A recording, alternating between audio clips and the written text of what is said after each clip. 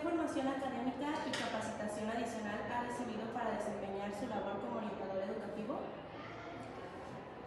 Bueno, aparte de la carrera de psicología, algunos cursos y algunos diplomados en intervención y técnicas en el aula, manejo de grupos, y dentro de la misma, digamos, carrera de psicología, pues algunas materias que pueden ayudarnos a favorecer como el trabajo en el mundo. ¿Qué metodología se utiliza para la orientación vocacional y profesional del alumnado? Metodologías así como los pasos, o sea, lo que tú quieres que... Sí, o algunas estrategias o métodos que podría llegar a utilizar para a lo mejor motivar a los alumnos de cierta manera. Digamos que uno de ellos sería la observación, como poder observar al alumno qué es lo que hace y que disfruta haciendo. Puede que el alumno diga que va enfocado hacia una área en específico, pero disfruta haciendo otras cosas. O sea, él dice, puedo ser muy buenos números y me gustan los números, y puedo usar contabilidad, pero cuando habla de cocina, o sea, puede entrar a una tienda, puede hablar de comida y de diferentes tipos de queso, y entonces a través de la observación puedes empezar a identificar qué es lo que el alumno le gusta. Pero también a través de la misma interacción con el alumno vas identificando cuáles son las habilidades que tiene. Porque igual puede decir que le gusta mucho la cocina, pero que no sabe utilizar, no sé, hace un huevito y se le quema. Entonces puede que le guste, pero no tiene las habilidades. Y ya cuando el alumno quiere identificar qué es aquello a lo que se quiere dedicar, a lo mejor ya no sé, entran como algunos instrumentos, algunos test psicológicos para poder identificar cuáles son las habilidades, las actitudes, las cualidades que tiene el alumno para poder no sé, enfocarse o llegar a tomar una decisión hacia qué carrera sería lo más idóneo de elegir. ¿Podría describir un caso en el que su intervención haya sido como de gran impacto positivo en un estudiante o grupo? Sí, en un estudiante. Había un chico de preparatoria, un poquito desde secundaria, que él le gustaba mucho la guitarra y le gustaba mucho tocar la guitarra, pero su mamá decía que no, que él tenía que estudiar algo relacionado como con computación, porque era lo que le iba a dejar. Pero sin que nadie le dijera, lo orientara o lo llevara, él contactó a una maestra de Chihuahua vía virtual y tomaba clases con ella de guitarra clásica.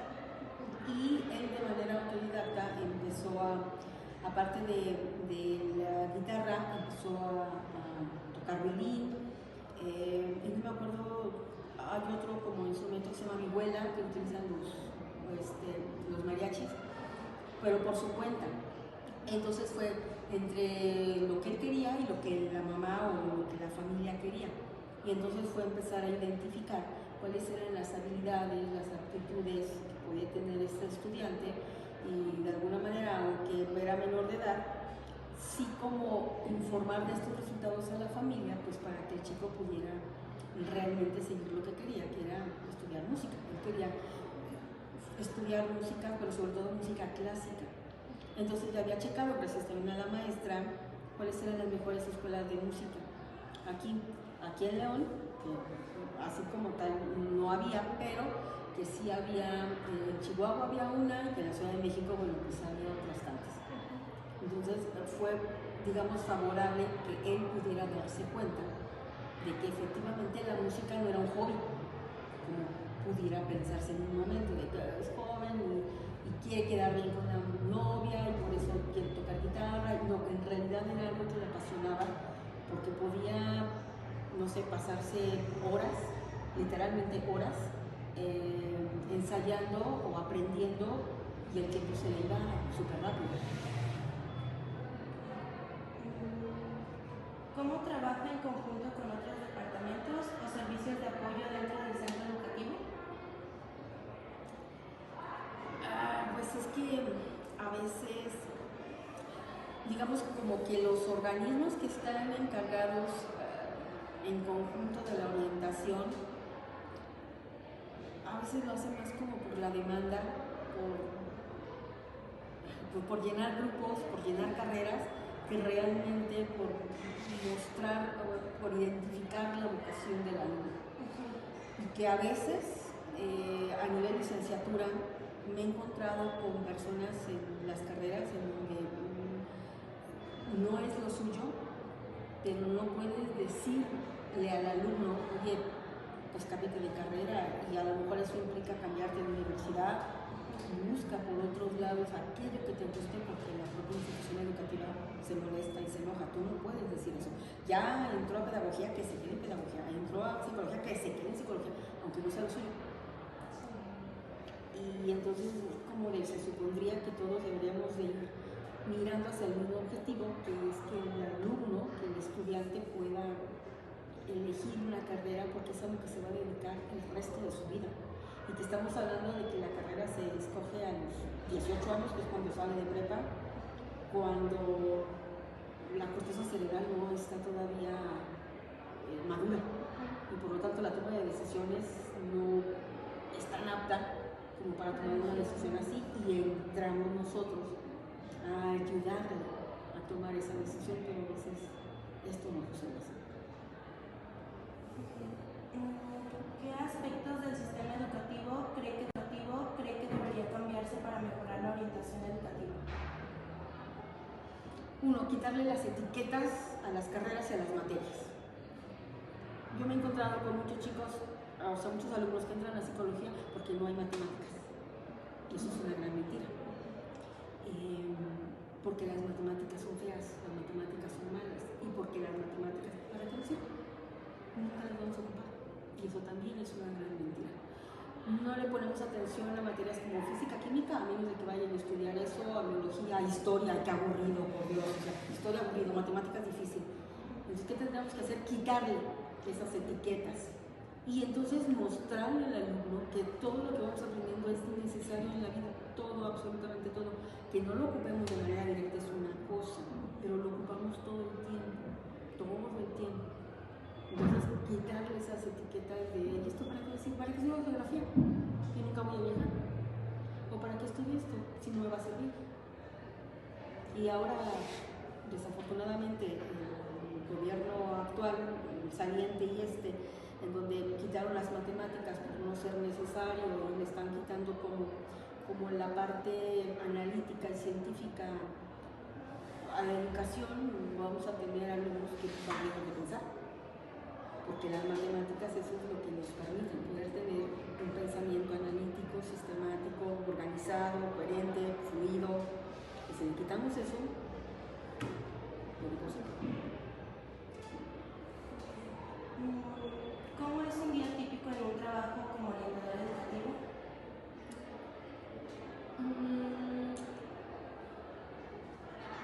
Voy a decir divertido, porque al final, es que te tiene que gustar lo que haces. Un día típico es estar resolviendo dudas de los mismos alumnos, y a veces hasta de los padres que no saben qué hacer. Resolver dudas y poder orientar. Al final quien debe de tomar la decisión última es el alumno. Uno ayuda, pero uno no puede interferir en tal modo que el alumno gire su curso porque yo se lo dije, ¿no? El alumno tiene que descubrir por sí hacia dónde quiere ir, y uno tiene que ser ese acompañante del alumno en este proceso. O sea, eso es lo que, digamos que ese es como el día a día, el poder ayudar al alumno a que pueda descubrir qué es lo que quiere hacer en este mundo. ¿Cómo involucra a las familias en el proceso de orientación de sus hijos? Acercándose con ellos, platicando con ellos, pero sobre todo viendo las cosas no desde la perspectiva del papá o la mamá, sino desde la mirada del alumno. Porque en el caso de este niño que estudiaba música, su papá de ese niño era mariachi. Y entonces la mamá decía, si mi hijo estudia música, por consiguiente se va a convertir en mariachi, por consiguiente va a ser alcohólico porque su papá, o sea, su esposo era alcohólico. Y lo que él no quería, entonces la mamá asociaba música con alcoholismo. Y entonces es poder ayudarle a la familia a entender que lo que el alumno quiera y decida va a ser eso, porque es la vida del alumno. A mí me hubiera gustado mucho ser gimnasta, ser como Nadia Comaneci. Tuve una hija y la voy a meter a gimnasia desde los 3 años. Cuando a lo mejor la niña lo que quiere es aventar y echar patadas y ser futbolista, o ser científica y ser química, o ser abogada. Entonces, entender que la vida de los alumnos les pertenece a ellos, no a la familia. No por toda mi familia ha sido de médicos, tú tienes que ser médico, o toda mi familia ha sido de abogados y tú tienes que ser abogado para seguir con la tradición, que cuesta mucho trabajo que las familias puedan entender eso. Pero hay familias que sí lo entienden.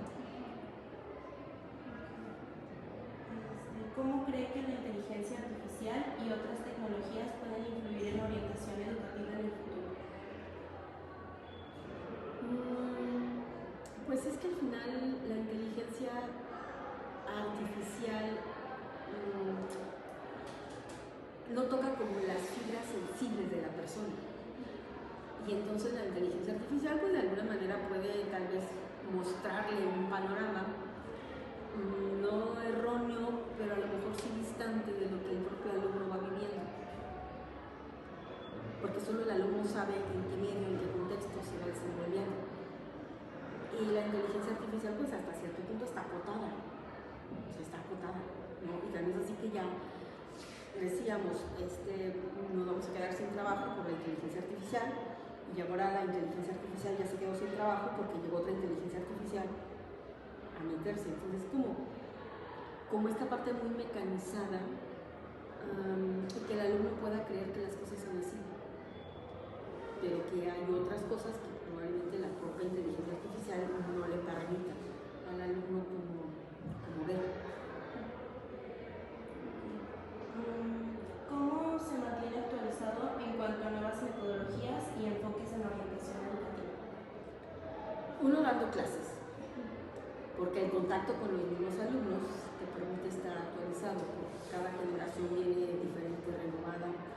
Dos, hasta cierto punto estar como cazando noticias de qué es lo que se está haciendo en otros lados y qué es lo que está funcionando en otros lados, y ver de esto que está funcionando qué tanto puede funcionar aquí. Y la actualización de cursos, talleres, pláticas, incluso hasta como el conversatorio con otros colegas, de mira, me funcionó esto, mira, acabo de descubrir este nuevo autor, mira, esta persona está trayendo esto y lo pone sobre la mesa. Entonces es como siempre estar como a la vanguardia, pero eso implica un trabajo de investigación, de leer, de meterse, de investigar. Y para finalizar, ¿nos podría dar una opinión sobre por qué piensa usted que es importante el papel de orientador educativo? Sí, como opinión, familias puedan entender eso. Pero hay familias que sí lo entienden.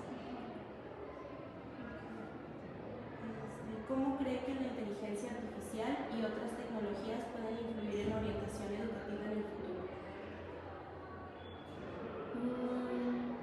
Pues es que al final la inteligencia artificial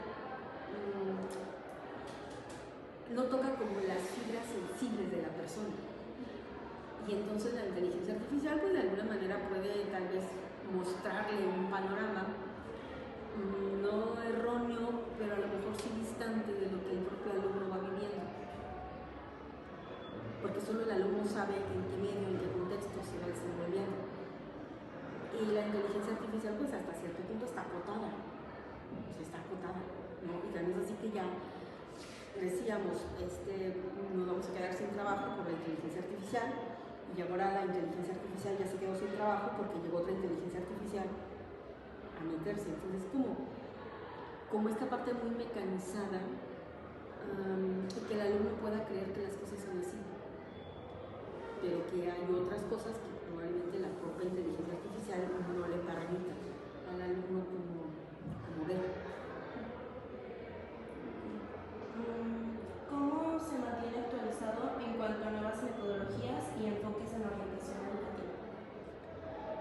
dando clases, porque el contacto con los mismos alumnos te permite estar actualizado, porque cada generación viene diferente, renovada.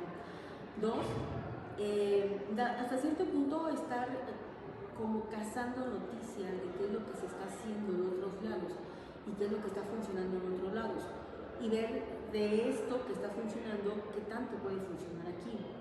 Y la actualización de no sé, cursos, talleres, pláticas, incluso hasta como el conversatorio con otros colegas, de mira, me funcionó esto, mira, acabo de descubrir este nuevo autor, mira, esta persona está trayendo esto y lo pone sobre la mesa. Entonces es como siempre estar como a la vanguardia, pero eso implica un trabajo de investigación, de leer, de meterse, de investigar. Y para finalizar, ¿nos podría dar una opinión sobre por qué piensa usted que es importante el papel de orientador educativo? Sí, como opinión, vamos encontrando personas en diferentes ámbitos, en diferentes puestos,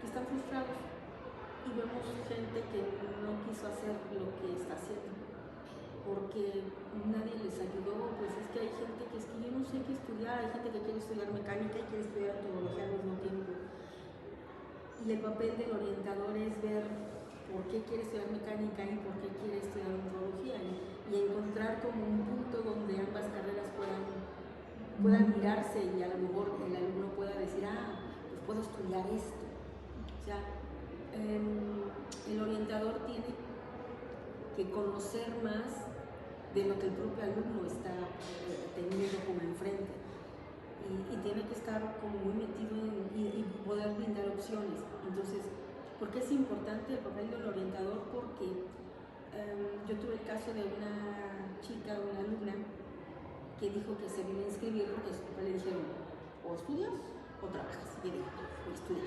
Entonces llegó con la señorita y tenían una basecita con los trípticos de las carreras, y entonces fue así como de, no, pues me vengo a inscribir. Y le dijo la señorita, ok, muy bien, ¿a qué carrera? Y agarró un tríptico y le dijo, esta. Jamás vio el tríptico y era psicología, ¿no? Entonces era como de, ¿pero por qué? Me dijo, pues ya agarré esa, aquí estoy. Entonces es como de, ¿por qué no hubo alguien que le dijera, oye, pero ¿por qué quieres estudiar psicología o pedagogía o lo que sea? Entonces, ¿por qué es importante? Porque vamos teniendo profesionistas frustrados que están haciendo y que probablemente lo hagan bien, pero nada más. Cuando se supone que la carrera es algo que te tiene que apasionar, ¿no? Yo les digo a mis alumnos, tienen que estudiar psicología, tienen que comer psicología, dormir pensando en la psicología, tienen que dar psicología, o sea, es algo inherente a ti que lo vas a hacer el resto de tu vida, y hacer algo que no te gusta no tiene sentido. O sea, será una vida llena de éxitos, de dinero, de fama, pero vacía, hueca. O sea, no tiene un sentido. No es algo que apasione. No. Entonces, tiene que correrte por dentro. Y lo demás vendrá por añadidura, el éxito, la fama, el dinero. Claro, eso es importante, ¿no? Pero si no amas lo que haces, pues entonces va a ser como si yo hiciera pulseritas de Shakira, ¿no? Las hago, pero